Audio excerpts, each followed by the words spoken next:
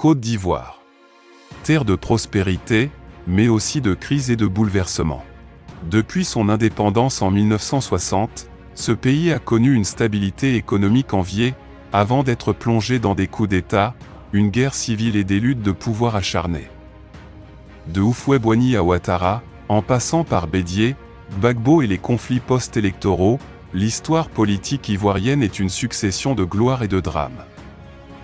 Comment la Côte d'Ivoire est-elle passée d'un modèle de réussite à un pays marqué par les divisions et les crises? Quels sont les enjeux politiques et économiques qui façonnent son avenir? Aujourd'hui, nous plongeons dans plus de 60 ans d'histoire politique pour comprendre le passé et anticiper l'avenir de cette nation clé d'Afrique de l'Ouest. Bienvenue sur Les Stratèges, la chaîne qui décrypte l'histoire et la politique avec profondeur et clarté. Abonnez-vous et activez la cloche pour ne rien rater de nos analyses.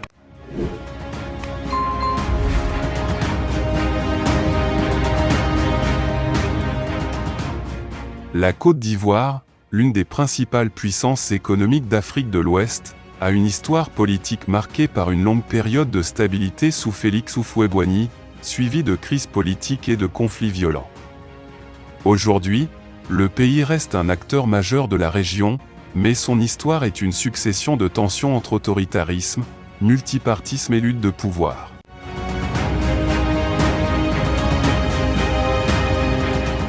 Dans les années 1940 à 50, le mouvement indépendantiste prend de l'ampleur, notamment grâce à Félix Houphouët-Boigny, fondateur du PDCI, Parti démocratique de Côte d'Ivoire. Son influence politique dépasse les frontières ivoiriennes puisqu'il joue aussi un rôle clé dans la décolonisation de l'Afrique de l'Ouest.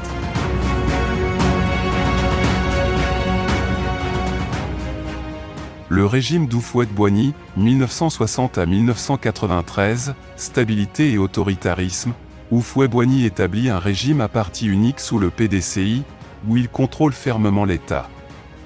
Son gouvernement repose sur un boom économique basé sur l'agriculture et les investissements étrangers, une diplomatie pro-occidentale qui fait de la Côte d'Ivoire un allié stratégique de la France, une répression politique qui muselle toute opposition.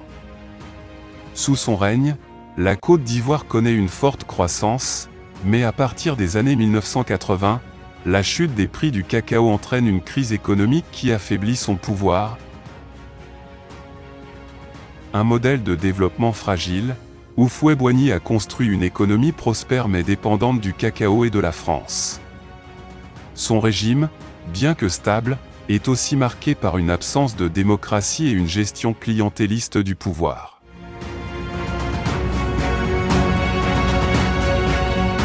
La transition et les débuts du multipartisme, 1993 à 1999, à la mort d'Houphouët-Boigny en 1993, Henri Konan Bédié lui succède, mais il hérite d'un pays en crise économique et en tension politique. Il introduit le concept des ivoirités, qui exclut certains candidats politiques sous prétexte qu'ils ne sont pas vrais Ivoiriens. Cette politique vise principalement à écarter Alassane Ouattara, son principal rival, d'origine burkinabé.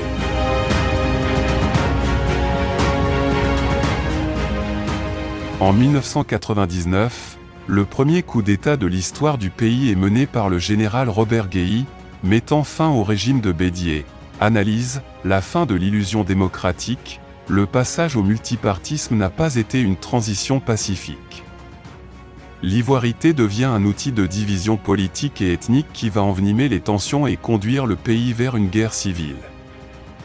La guerre civile et l'instabilité, 2000 à 2011, en 2000, Laurent Gbagbo remporte les élections face à Robert Guéhi.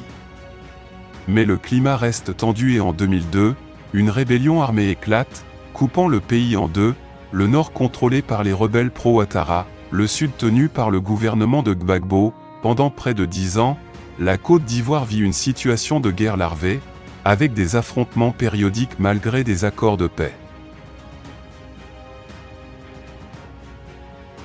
En 2010, une élection présidentielle oppose Gbagbo et Ouattara.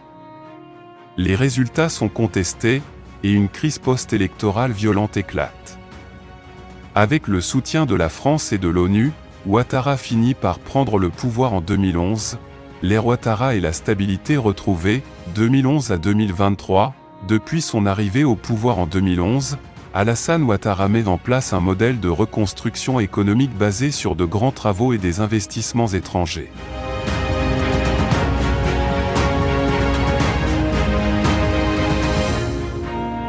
Cependant, son troisième mandat en 2020, après une modification controversée de la Constitution, ravive les tensions politiques. Son principal rival, Laurent Gbagbo, est acquitté par la CPI et revient en Côte d'Ivoire en 2021, ouvrant une nouvelle phase d'incertitude politique.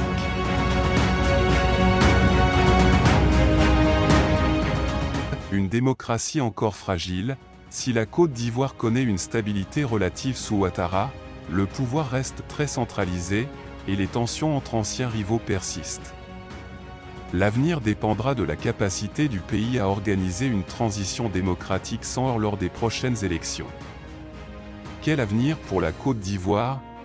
L'histoire politique ivoirienne montre une alternance entre stabilité et crise violente.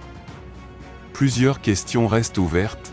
La Côte d'Ivoire peut-elle éviter une nouvelle crise post-électorale en 2025? Le pays est-il capable de rompre avec le modèle de gouvernance autoritaire et personnalisée? Quels seront les héritiers politiques de Ouattara, Gbagbo et Bédié?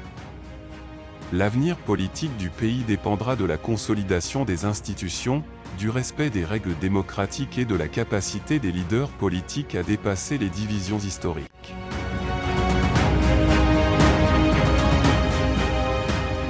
Pour terminer, la Côte d'Ivoire est l'un des pays les plus influents d'Afrique de l'Ouest, mais son histoire politique est marquée par des conflits entre héritage colonial, lutte de pouvoir et divisions ethniques. Entre autoritarisme et démocratie, coup d'État et réconciliation, le pays continue de chercher un modèle politique stable. Si la transition démocratique est réussie dans les prochaines années, la Côte d'Ivoire pourrait devenir un exemple pour la région. Mais si les tensions politiques ne sont pas maîtrisées, le risque de nouveaux conflits demeure. C'est tout pour aujourd'hui, merci d'avoir regardé cette vidéo et n'oubliez pas de vous abonner, d'aimer et d'activer la cloche de notification.